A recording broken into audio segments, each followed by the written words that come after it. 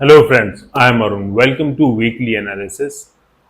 जैसा कि आपको पता है, हम वीकली एनालिसिस में डिस्कस करते हैं निफ्टी एंड बैंक निफ्टी के बारे में, और आपके साथ शेयर करता हूं 3 स्टॉक्स जिनमें हम हाई प्रोबेबिलिटी ट्रेड्स को आइडेंटिफाई करते हैं।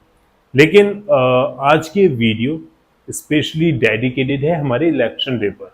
इलेक्शन डे पर हमारी क्या स्ट्रेटजी होने वाली है और कैसे हम एक अपने आप को सेफ गार्ड कर सकते हैं, और कैसे फालतू के जो मिथ सोशल मीडिया पे चल रहे हैं आजकल, स्पेशली जो जो traders first time election day पर ट्रेड करेंगे, लाइक वो लोग सोच रहे हैं, काफी लोग, कि भाई out of the money CE buy करके बैठ जाएंगे, ओवरनाइट लाखों रुपए छाप देंगे, करोड़पति बन के उठेंगे।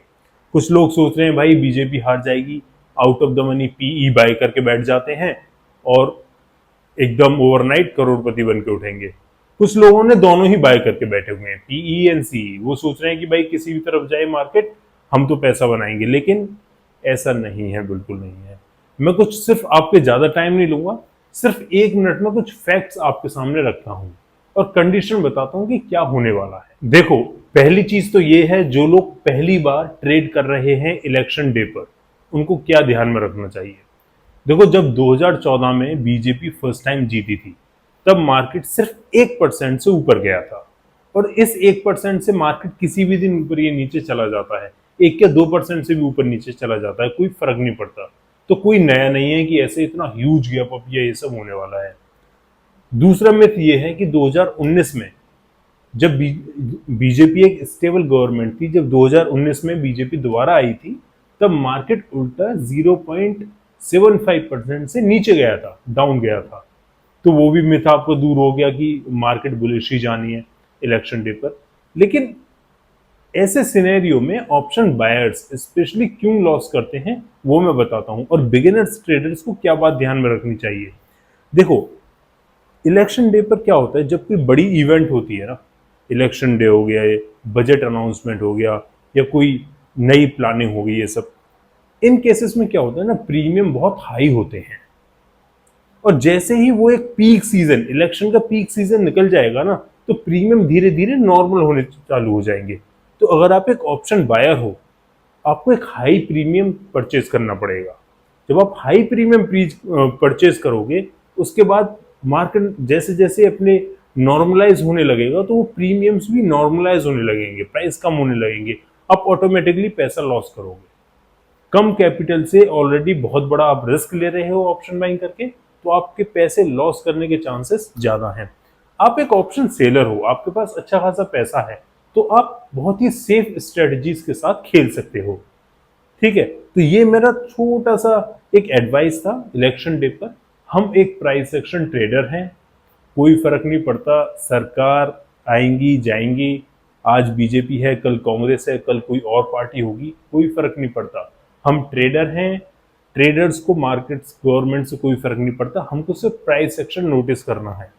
और वो जो इवेंट होगी उसको थोड़ा सा इग्नोर करना है। उसका रीजन देता हूं। देखो, जब मार्केट बहुत ही ज्यादा गैप अप कब खुलती है, जब मार्केट में कुछ अनएक्सपेक्टेड हो, और ऐसा हो कि हम सभी लोग एक्सेप्ट कर पाए, ट्रेडर्स एक्सेप्ट कर पाए।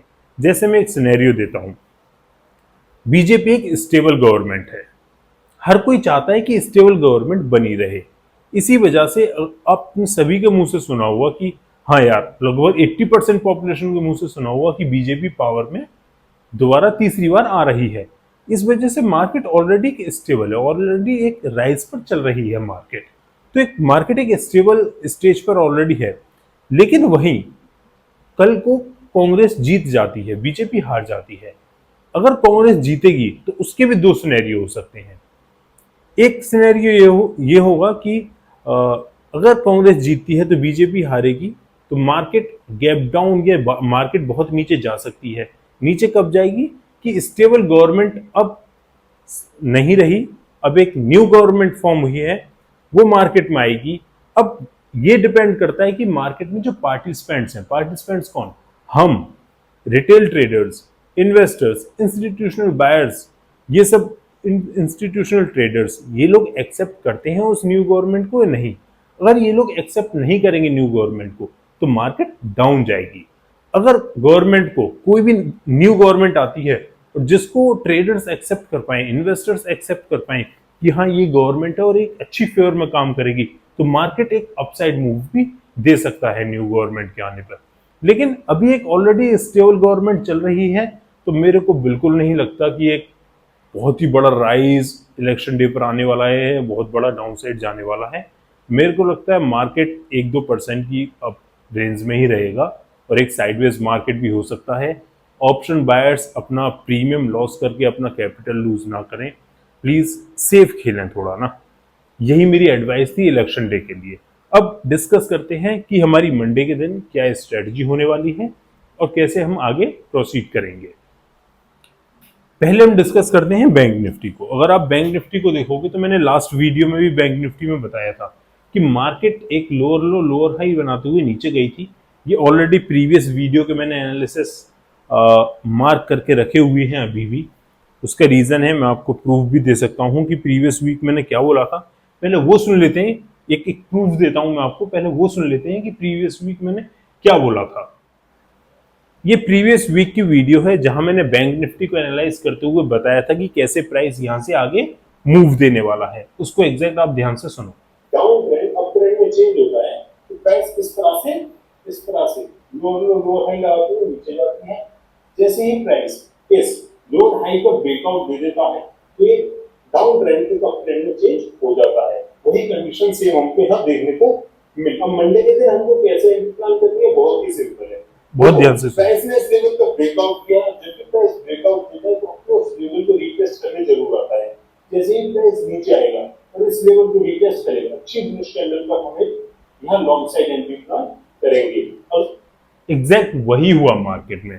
प्राइस ने इस लेवल को रीटेस्ट किया, यहाँ प्राइस आया और प्राइस ने इस लेवल को रीटेस्ट करा और अच्छी कैंडल फॉर्म हुई।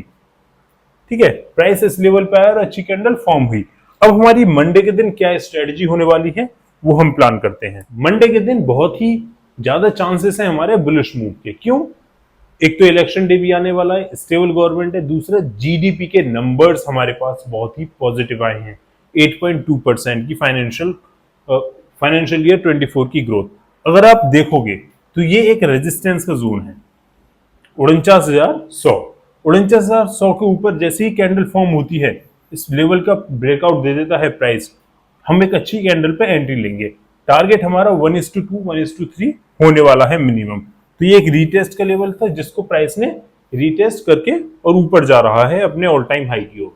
अब डिस्कस करते हैं हम निफ्टी को। निफ्टी में एग्जैक्टली सेम पैटर्न फॉर्म हो रहा है जैसा हमारा बैंक निफ्टी में फॉर्म हो रहा था। तो यही आपको ट्रेड प्लान करनी है। देखो, प्राइस लोअर लो लोअर हाई बनाते हुए नीचे जा रहा है, प्राइस लोअर लो बनाते हुए नीचे जा रहा है।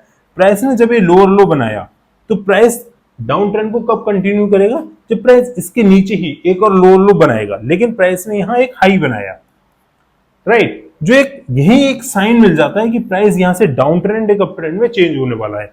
उसके बाद में ये एक रेजिस्टेंस है अपनी, ये एक रेजिस्टेंस है। अब मंडे वाले दिन जैसे ही प्राइस इस रेजिस्टेंस का लगभग 22,600 का ब्रेकआउट देता है और अच्छी बुलिश कैंडल हमको देखने को मिलती है, वहां हम एंट्री प्लान करेंगे। जैसे ही प्राइस ऊपर जाएगा और नीचे आएगा, इस लेवल को दोबारा से रीटेस्ट करेगा, वहां भी हम एंट्री प्लान कर सकते हैं। लेकिन ध्यान रहे, एग्जैक्टली पैटर्न सेम बन रहा है जैसे बैंक निफ्टी में बन रहा था और बुलिश मूव के चांसेस बहुत ज्यादा हैं। क्यों? जैसे मैंने अभी पहले भी बोला था, जीडीपी के नंबर्स भी आए हमारे पास और इलेक्शन रिजल्ट्स भी आने वाला है। सो मार्केट पार्टिसिपेंट्स काफी बुलिश हैं इस इलेक्शन को लेकर। नेक्स्ट स्टॉक है हमारा अंबुजा सीमेंट। अंबुजा सीमेंट को हमने लास्ट वीक भी दिया था। लास्ट वीक क्या डिस्कस किया था कि प्राइस एक अप ट्रेंड में चल रहा है। लास्ट वीक हमने डिस्कस किया था कि प्राइस एक अप ट्रेंड में चल रहा है, हायर हाइस लगाते हुए अप ट्रेंड में चल रहा है और ये एक बहुत ही स्ट्रॉन्ग डाउनसाइड मूव देखने को मिला था और प्राइस उसके बाद इस लेवल पे झूल चुका था। तो आपको बताया गया था कि प्राइस जैसे ही इस लेवल का ब्रेकडाउन देता है, हम अच्छी कैंडल पर एंट्री करेंगे। प्राइस ने एग्जैक्टली ब्रेकडाउन दिया, लेकिन उसके बाद प्राइस ज्यादा नीचे गया नहीं। हमको सिर्फ 1:2 तक का ही टारगेट देखने को मिला, प्राइस ज्यादा नीचे गया नहीं। अब हमारी मंडे के दिन हमारी क्या स्ट्रेटेजी होने वाली है? इसमें स्ट्रेटेजी बड़ी सिंपल है। मंडे के दिन देखो, जब एक अप ट्रेंड चल रहा था और ऐसी बड़ी बड़ी कैंडल फॉर्म हुई डाउन साइड के लिए, एक बड़ी बड़ी कैंडल फॉर्म हुई, बट ये भी इस ट्रेंड को, डाउन ट्रेंड को कंटिन्यू नहीं कर पाई। इट मींस कि बायर्स ज्यादा हैवी हैं, बायर्स सेलर्स को कंट्रोल कर पा रहे हैं यहाँ पर। तो यहाँ चांसेस है कि एक बुलिश मूव आने वाला है। यहाँ देखोगे तो एक डबल डबल बॉटम काइंड का पैटर्न भी फॉर्म हुआ है, बॉटम 1 एंड बॉटम 2, ठीक है। और ये एक रेजिस्टेंस का लेवल बन चुका है। अब मंडे वाले दिन जैसे ही प्राइस इस लेवल का प्रीवियस डे हाई 637 का ब्रेकआउट देता है और अच्छी कैंडल सेट हमको देखने को मिलती है, तो हम एक बुलिश मूव प्लान करेंगे। टारगेट होगा हमारा एग्जैक्टली 1:2 1:3 हमारा टारगेट होना चाहिए। और हाँ, कमेंट करके जरूर बताओ कि आपका क्या मानना है इलेक्शन डे का, किस गवर्नमेंट को आप फेवर कर रहे हो और कौन सी गवर्नमेंट के चांसेस हैं जीतने की, और किस गवर्नमेंट से क्या इफेक्ट आने वाला है स्टॉक मार्केट पे। दूसरा स्टॉक है हमारा रिलायंस इंडस्ट्रीज। रिलायंस इंडस्ट्री को अगर आप देखोगे तो एक अप ट्रेंड में चल रहा था, रिलायंस इंडस्ट्रीज भी एक अप ट्रेंड में चल रहा था। अप ट्रेंड में चलने के बाद प्राइस कभी भी इस तरह से मूव नहीं होता, सीधा सीधा मूव नहीं होता, प्राइस छोटे छोटे रिट्रेसमेंट्स देता है, और एक वही एक हेल्दी अपसाइड मूव कहलाता है या डाउनसाइड मूव कहलाता है जो प्राइस रिट्रेसमेंट दे। यही अगर आप देखोगे तो प्राइस इतने बड़े एक मूव के बाद में प्राइस ने एक रिट्रेसमेंट दिया, और ये फिबोनाची लेवल के लगभग 50% का लेवल है जिस लेवल पर रिट्रेसमेंट दिया है। यहीं पर प्राइस एक अटका हुआ है, और यहाँ देखोगे तो यहाँ भी price double bottom kind of pattern form कर रहा है। तो अगर मंडे को एक अच्छी कैंडल फॉर्म होती है और प्राइस 2880 इस लेवल का ब्रेकआउट देता है और अच्छी कैंडल फॉर्म होती है, तो हम एक बुलिश कैंडल पर यहाँ एक लॉन्ग साइड एंट्री प्लान कर सकते हैं। पहला टारगेट होगा हमारा 2960 का। परफेक्ट। आप अपने व्यू भी कमेंट बॉक्स में लिख सकते हैं प्लीज। अगला स्टॉक है हमारा टाटा पावर। टाटा पावर को और आप ध्यान से देखोगे तो डाउनसाइड मूव के बाद में एक inverted head and shoulder pattern form किया है, बहुत ही beautiful inverted head and shoulder pattern form किया है। इन्वर्टेड हेड एंड शोल्डर कब बनता है? वो बनता है डाउन ट्रेंड में। डाउन ट्रेंड में जब प्राइस नीचे जा रहा होता है तो कहीं बॉटम में एक inverted head and shoulder pattern form होता है, और ये एक रेजिस्टेंस की लाइन है। अगर मंडे वाले दिन प्राइस ऑलमोस्ट इसका ब्रेकआउट दे चुका है, मंडे वाले दिन इस लेवल के ऊपर 438 के ऊपर एक अच्छी बुलिश कैंडल हमको देखने को मिलती है, हम उस बुलिश कैंडल पे एक लॉन्ग साइड एंट्री प्लान करेंगे। जैसे ही प्राइस ऊपर जाएगा और रीटेस्ट करेगा इस लेवल को अगेन इस लेवल पर हम एंट्री प्लान करेंगे। टाटा पावर में भी काफी ज्यादा चांसेस हैं कि प्राइस एक बुलिश मूव देने वाला है, क्योंकि ये जो गवर्नमेंट है, बीजेपी गवर्नमेंट, काफी ज्यादा फोकस्ड है on AI, on IT sector, on EV sector. Tata power भी one of the major contributor है इन EV सेक्टर। सो ये थे एनालिसिस हमारे मंडे के लिए और इलेक्शन डे के लिए। मैंने अपना व्यू आपके साथ शेयर किया कि कैसे हम अपने आप को सेव कर सकते हैं, स्पेशली जो ट्रेडर फर्स्ट टाइम ट्रेड कर रहे हैं ऑन इलेक्शन डे। बाकी आप अपना व्यू भी प्लीज कमेंट बॉक्स में शेयर करें and subscribe to our YouTube channel इस तरह की मोर इन्फॉर्मेटिव वीडियोस के लिए। जब तक के लिए thank you so much for watching. Have a good day. जय हिंद।